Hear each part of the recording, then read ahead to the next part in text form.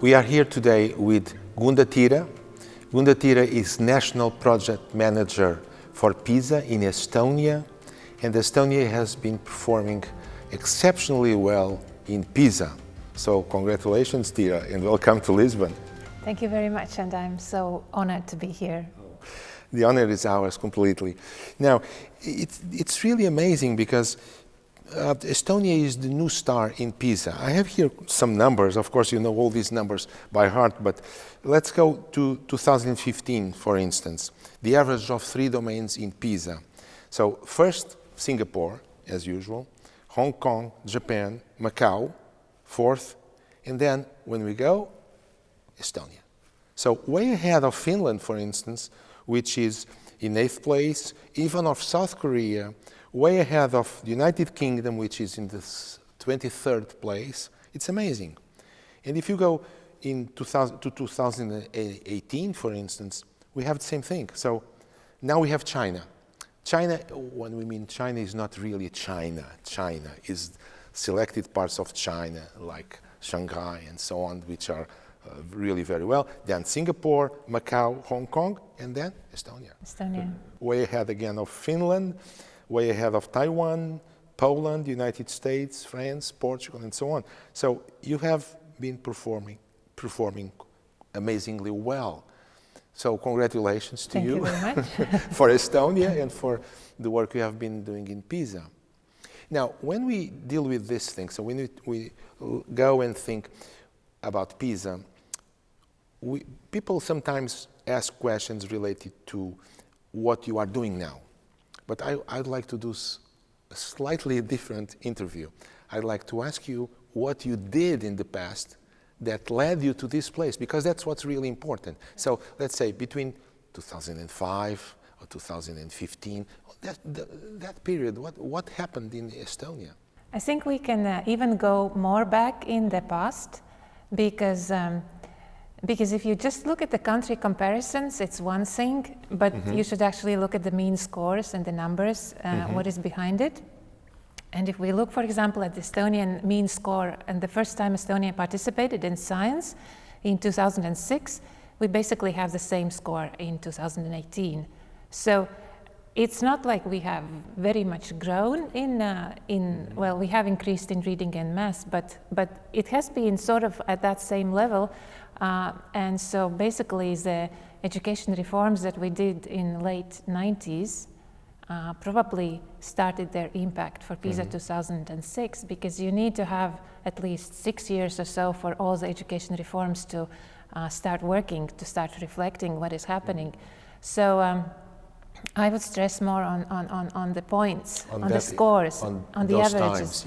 So some of the countries, many of the countries have a negative trend going downwards. Portugal is a positive trend, Estonia is a positive trend, Germany and Poland. So there are very few countries actually that have improved, but what is happening at the world level in education is more towards a negative trend. You are quite right, because the average of all countries of the OECD, for instance, has been declining, which is worrisome. Of course, it's worrisome. So you did these reforms in late 20th century, and exactly what are those reforms? So the history actually helped us, because Estonia was part of the Soviet Union, and it's a fact. And so once we broke off, we had to rethink everything about the way we want to live, about economy, and about what sort of children we want for the future. And so there was really a lot of thought put into what kind of education we want. We were very sure we don't want anything to do with the Soviet ideology, and that all had to be scrapped and taken out. There was quite a lot about science and math that could stay and how to redo it. In the 1990s, there was a big movement, a lot of discussion with all kinds of people involved, from universities, teachers, from the society. What sort of education do we want? And so the first national curricula, which was adopted in 1996, actually was already a result of this first of this discussion. Yes. of course, the curricula has been updated several times since then, but probably the first bases come from there. Then we invented the system of external evaluation. Okay. We have been all the time thinking about children with special needs, education needs, how to incorporate those, and there have been systems developed along the way. And school autonomy is coming back from 1990, so that the schools themselves can actually decide what is the style, how they want to teach, what they want to see from their schools. And there have been educational databases and things that the data would support if things are working or not, and those have been made public, and these are important for all schools to fill in with the data that they have. And so there's a complex of things, there are many activities, and for us to say this is the one why we are doing so well in PISA is kind of difficult. But right, if we because look you have all these things that you referred to. But it's interesting that you started with the curriculum, then you went to assessment, then school autonomy, if I'm following correctly your order, then school, then helping children with needs, then school autonomy, then publicizing results. So, right. And this is, so you started with curriculum, but I started with a curriculum because curriculum, or this idea, what kind of education we want, was the first thing at the end of the Soviet Union. It was a discussion already in 1987, there was a huge teachers' congress, and we kind of felt that something is going to happen, or maybe, I don't know exactly. The idea or the content of the education comes from there already. And in the beginning of 90s, there was this discussion of, they were arguing, they were fighting, they tried to bring all the Western ideas. They thought what was the education like in Estonia before the Soviet occupation in the 30s, and there were also some good ideas coming from those days. So I think that the content was something that probably did the start for the development of the new system. So the curriculum, I'm going to stress this point because I actually wrote an article called "Everything Starts with Curriculum," so I'm very glad to hear you saying that, so confirming that, or at least developing this idea. So you started with the curriculum, and but what's the curriculum? Is just general principles, or was it a detailed description of what students should learn? Maybe that was a bit of an innovative part as well already from 90s, but the curriculum consists of two parts. One is the general part, and one is a subject-based part. And so teachers... So disciplines, the disciplines. The disciplines, for example, mathematics. Physics. And they wouldn't really give very detailed subject description, what is that what the teachers need to do, but they would very much concentrate on learning outcomes. That means this is fantastic. I'm sorry to interrupt, but I have to stress this. So instead of telling teachers how they should teach, that you told teachers and schools and parents and students what you should learn. What should you learn? What's the outcome? And if you have the learning outcomes and those are defined, then you can make the national assessments, because the national assessment concentrates on the learning outcomes. And that's how the process keeps going. And for the national curriculum, we have this general part which tells that subjects should be connected. I mean, we have had several reform updates. There are certain competencies that should go through all of the subjects. There is how we should evaluate the students. There is this general part. But to be honest, many teachers, they mostly look at the subject part because that's what they are supposed to do. But another part is, addition is that this school autonomy introduced the fact that national curriculum is not the basis for the studies at school. The school take it as a backbone, as a framework, and every school creates their own curricula. But on the basis of national curriculum, because otherwise you couldn't have a national assessment, right? Right. But that means that the national curricula is not so packed that each school can add more something that they want to teach to their children. For example, if they want to have a language school and they want to teach more foreign languages, then they have room for that. If it were packed, then the school wouldn't have room for. I mean, we still have 24 hours a day and not more. And so how do you evaluate schools? So you just talked about one part, which is, from my point of view, the most important part is that learning outcomes. So what school is doing regarding their students, what are they learning, how well are they learning, how are they developing themselves, the students. But you are talking now about a second thing, which is the schools autonomy. So schools are obviously evaluated by their results in learning outcomes, because that's what. But then not you have. only. But you have also. We have the internal evaluation. Yes. And the internal evaluation was also started, I think, somewhere around year 2000 or so. And I think this is quite a good principle, because it works with everybody.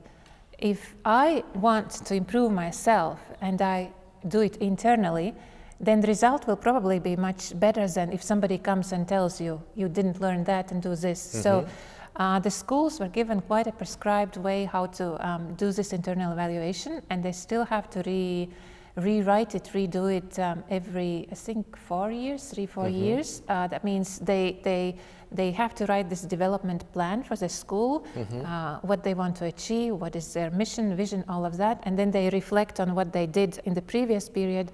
And so basically, this is all meant with willingness to improve yourself. So the schools themselves would improve. And so I think this combination of external evaluation and internal evaluation is something that is very good, and should probably be considered also as a. I've also heard that you had a large number of inspectors from the ministry, and that number has been reduced. Can you explain that? We don't have school inspectors. You don't have them. Well, we have a quite very limited number of people in the ministry, but because schools are owned by the municipality, so there might be somebody checking on the municipality level. But basically, the general rule is that we don't have school inspectors. They are only checking if there are some issues. For example, if parents complain or something has happened at the school and it comes to the ministry. Sanitary questions or facilities questions, this type of thing. Or somebody was treated unfairly, or something is being done not according to the... Unlawfully. The parents find all the possible ways, a kid was given homework over the weekend and that's against the law or something. But as a rule... Is it against the law? Yes, they made, it's maybe not a law, but there is a regulation that not to overburden children, they shouldn't study for it. There shouldn't be a big test on Monday. But you have homework. Yes, but there shouldn't be a big test on Monday, let's say, or if there are 2 or 3 big tests on Monday, then the parents can complain about that. But so tests should be distributed evenly, so that the children are not overburdened. That's the idea. So and they learn more too, because when things are distributed, we learn more, right? That's human nature. Absolutely, because you don't have stress so much, and you kind of, Can we go back to the point of assessment? Because you were saying, if I'm interpreting it correctly, you were saying that you have a national assessment, external assessment, and then you have local assessment made by teachers. So how are things coordinated? Or maybe just to start, do you have exams or tests? What do you have along the K-12 curriculum? We have this idea that external assessment should take place at several stages during the education. You can't just test at the end of school and say, oh, this is the result. Congratulations, what do I do with that? If I failed, I failed. Exactly. So basically, you should have the points of intervention earlier. And so for that, together with school autonomy, we have and with the curriculum and all of that, we have divided all these learning cycles or learning levels. Let's say first level is from year 1 to 3. To 3, so you have an assessment at year 3. We used to have at the end of 3, but now we have, they changed the mind not to have so much stress again, that it's at the beginning of year 4. Okay. So it's summer, it's more, children have forgotten things, so what is the real knowledge? Okay. And have a test at the end of year 4. Then we have at the beginning of year 4.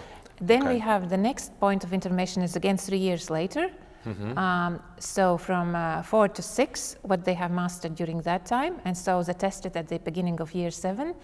Year 9 is when we finish the compulsory education, so those would be the higher stakes tests for the kids, and year 12 is the end of upper secondary. And so we have 4 points of intervention. But these tests at year 4 and year 7, they are low stakes. The kids are not given a grade. But it should be a feedback to the school, to the teacher. Those should be the time to see if there are gaps and the interesting point is that we only have 10% of the national sample, which is the obligatory. But because these tests are so popular, schools want to do them because they voluntarily want to do the tests. And students want to do the tests, and parents? The parents probably do. The students, I don't know, but the schools want, and they do it. But because it's really not a big deal for the student. It's not like anything would happen to them if they fail it or so. But it's mostly as a feedback to the students, and we have had those now in a computer-based form, and we just had this fall. In grade 7, I was reading actually this morning an analysis of these standard tests, and they can see a little bit how COVID has impacted some of the, like, let's say in the sciences, how the test results in some aspects have gone down. Everywhere, it has impacted everywhere. And so these tests are meant to be a tool for the school to want to improve. Okay, and for the students as well, and for the teachers as well. And for the teacher. So the teacher knows what are the learning gaps, what is it they have missed, where should we pay more attention. And so yes, so the external assessment is a tool for the school to improve. And these external assessments are subject-based? Yes. And what subjects are tested there? We want to avoid this bias of saying that, let's say, the language and math are the only subjects. That there is science, there is social science as well. Social science, yeah. Foreign languages. Some time ago, we even had in art, because we consider that human being has to has to know everything, or at a younger age, you can't just concentrate on something very specific. And so we also have now tests in digital competencies, which we are developing, and we have new tests in entrepreneurial skills, and we have also for the younger children tests on it's like general competencies, but these tests are so cute because there is, let's say, there is some part about mathematics, some part about Estonian language, and then they assess how the children, they ask them how you actually learn. Because this is one thing which, how do you memorize things? So, metacognition. Metacognition and some things like that, because that's not something that is taught very much at school. Because if you are telling about 3rd grade? These tests are now experimental. They are like 1st or 2nd grade already. But that's a plan for the future. Yes. So it's pretty comprehensive. So you are testing all subjects, which I think it's pretty nice. But did you start by testing all subjects, or you were testing just like most countries do, 2 or 3 main subjects? We started so that there was always math and Estonian, or Russian, or Estonian as a second language, and there was always a subject of surprise. That means the school didn't know that there will be a test at the end of school year, let's say for grade 6. If they knew that, for example, this year and they would rotate, not to overwhelm the schools, because if they would know that this year we will have, let's say, a test in English, the English teacher would have would stress, would do something extraordinary, and so for that reason they announced to the schools only like a couple of weeks before the test. So that's the 3rd subject of the surprise. And but I think they don't have this surprise anymore because they have developed the tests in other subjects. It's an interesting idea. It's a very interesting idea. Now you are talking about these are low stakes tests, and then you have high stakes tests, and high stakes tests are at 9th grade, which is the end of compulsory system. Yes. Right? Then you have high school, which is not compulsory, right? What do you mean by high stakes? High stakes is that you get a grade. And if you fail, you fail, and so basically, the result of your performance will affect the next level of your study. So if you get poor grades, you might not get into the school which you want to in the future, and if you get poor grades at, let's say, grade 12, upper secondary school final exams, then you will not get in university because those are all connected. And that's external, standardized Yes. external. But is it weighted with the internal assessment by teachers or not? Not really. Not really. Okay. That's an independent assessment. Another point was that education is free, and that's by law. And if I, as a taxpayer, pay for the education of my country, I am supposed to get feedback.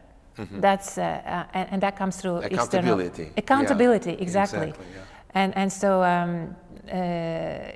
this accountability idea was also at the very beginning already implemented. That taxpayers need to know how is our education doing, and so that's why we have a good reason to test children, and it also, of course, helps them to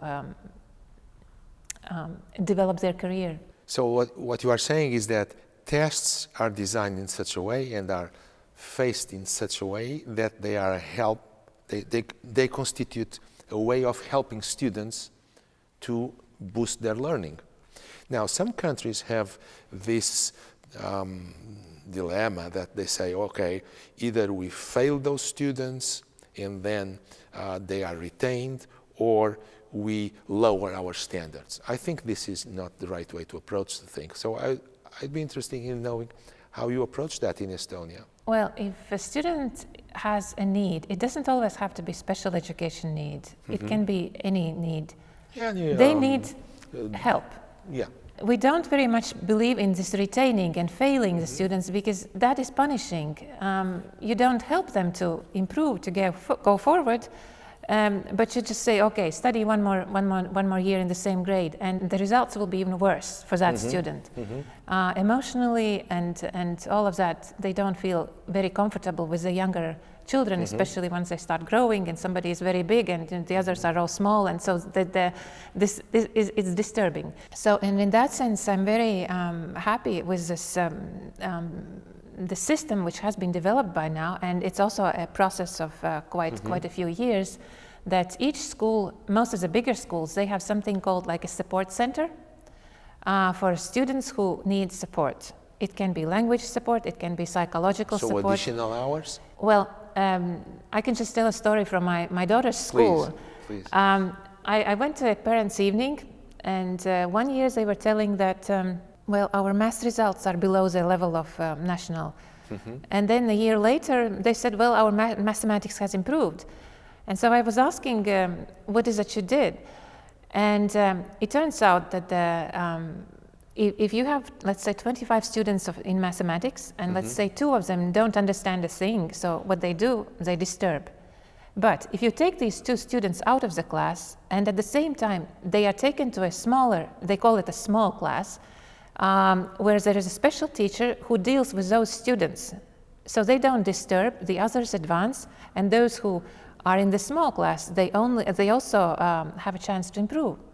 But is that for the whole school year, or just as long as it is needed? Yes. So it's a temporary. Yeah, it can be temporarily. No, I think this is fantastic, because in many countries there is also this discussion about streaming or tracking, as the Americans say, that say separate kids, separate courses. This is not tracking. This is temporary tracking, in the sense that it's temporary extra help for these kids. I think that's the right approach. Yeah, the streaming would Some be so countries that are doing that. That for example, you test the language proficiency, and then the smart ones go to one class, and the ones who don't, that is streaming. But this is not streaming. This is just helping those individuals who are disturbing otherwise.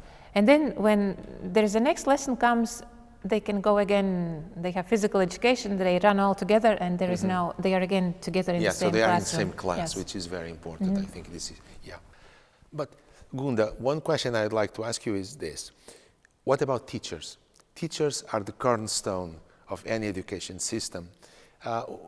What's the situation in Estonia now? In many countries, we have a lack of teachers, and so we have to come up with ways of attracting them to this profession. Yeah, and Estonia is not. What are you doing? Estonia is not an exception, and that is actually one of the biggest problems that we have at the moment, because we don't have enough teachers. And so maybe we shouldn't really concentrate only on the young high school graduates as future profession, as future teachers. but also people who change their minds and who feel this calling. I mean, if I'm a businessman, but I really like teaching, maybe I can go to school, and I'm an engineer, and I do have the subject knowledge. Maybe I can go and be a teacher 2 times a week, and teach mathematics to a couple of grades, and then make money during the rest of the week. Or I can go to school and work more. We have a program called Back to School, so that adults are invited to join this program, pass these courses and subjects, and then go and join the teaching workforce. So they can become teachers. Yes. Like what the Americans call the alternate route. So instead of studying to be a teacher, they study to know mathematics or history or whatever. Yes. And at the middle of their career, they switch, and with some training, they become teachers. So that's the way you are approaching it, or one of the ways you are approaching it. The official, strategy is that we should have this innovative learner who is independent and who knows what he wants, so the child-based approach. And then I ask what actually happens in schools, and so there is both. There is the ones who are supporting more child approach, and then there are more traditionalists, and then in the end, what matters is that it should be individual. There are teenage boys who really need to push, and for them the child-based approach would not work because they don't do it themselves. So if it works, what works best for whom, that would be the idea. But education is a traditional subject, so we take traditions from the olden days and we give them to the future as well. So we shouldn't forget that, and we should learn how to combine it and find this fine balance between old and the new. And I think that way we can be most successful. This is a great place to stop, because really what you are saying is that you have all this innovation, but you keep an eye on the traditional ways of teaching, and you can do it and you can trust it because you have assessment. And so we go back to where we started. Curriculum and assessment are key things and key pieces for the success of Estonia. That's great. That's great. Thank you so much. Thank you for having me. Thank you, Gunda. This was a great interview with Gunda Tire, the National Project Manager for PISA in Estonia.